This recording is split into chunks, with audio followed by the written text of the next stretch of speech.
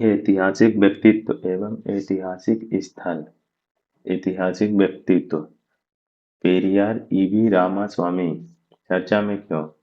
17 सितंबर 2024 को प्रख्यात समाज सुधारक और तर्कवादी पेरियार ईवी रामास्वामी की 146वीं जयंती मनाएगी। वर्ष 2021 से तमिलनाडु में उनकी जयंती को सामाजिक न्याय दिवस के रूप में मनाया जाता है। जीवन परिचय।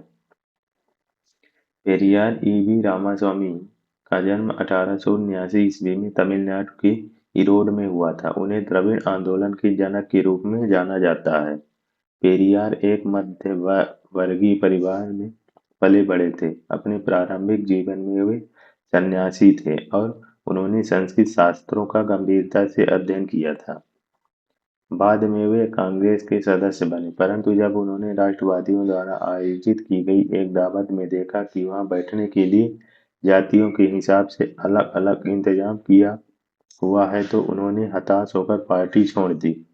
पेरियार की समझ में आ चुका था कि अछूतों को अपने स्वाभिमान के लिए खुद लड़ना होगा। इसी बात को ध्यान में रखते हुए उन्होंने स्वाभिमान आंदोलन शुरू किया। उनका कहना था कि मूल तमिल और द्रविड़ संस्कृत के असली वाहक अछूत ही हैं, जिन्हें ब्राह्मणों ने अपने अधीन कर लिया है। उनका मानना था कि सभी धार्मिक नेता और मुखिया सामाजिक विभाजनों और असमानताओं को ईश्वर प्रदत्त मानते हैं। इसलिए सामाजिक समानता के लिए सभी धर्मों से अछूतों को खुद मुक्ति पानी होगी। पेरियार हिंदू वेद पुराणों के कट्टर आलोचक थे, खास तौर से मनु द्वारा रचित संहिता के वे कटु आलोचक थे। प्रमुख तथ्य। पेरियार ने वर्ष 1924 में बायकोम सत्याग्रह में भाग लिया। इस सत्याग्रह में निचली जातियों ने बायकोम मंदिर के सामने सार्वजनिक मार्ग का उपयोग करने की मांग की थी। रामास्वामी ने भारतीय राष्ट्रीय कांग्रेस की रूढ़िवादिता का विरोध करते हुए वर्ष 1925 में कांग्रेस की सदस्यता से इस्तीफा दे दिया था। गौरतलब है कि उनका संबंध जस्टिस पार्टी से था। इस पार्टी का गठन 1916 में ब्राह्मणों की राजनीतिक और आर्थिक एकाधिकार का विरोध करने के लिए किया गया था। वर्ष 1939 में रामास्वामी जस्टिस पार्टी के प्रमुख बने और वर्ष 1944 में उन्होंने इसका नाम बदलकर द्रविड़ कजगम कर दिया।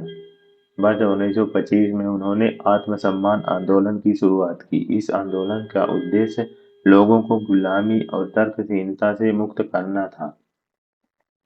पेरियार तमिल संत तिरुवल्लुवर के विचारों में अत्यधिक विश्वास रखते थे और इसलिए एक निराकार ईश्वर में आस्था रखते थे।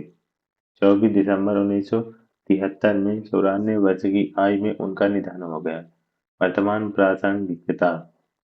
वर्तमान समय में भी तमिल के लिए पेरियार आज एक विचारधारा है। उनकी विचारधारा ऐसी राजनीति की पक्षधर है जो सामाजिक समानता, आत्मसम्मान और भाषाई गौरव को प्राथमिकता देती है।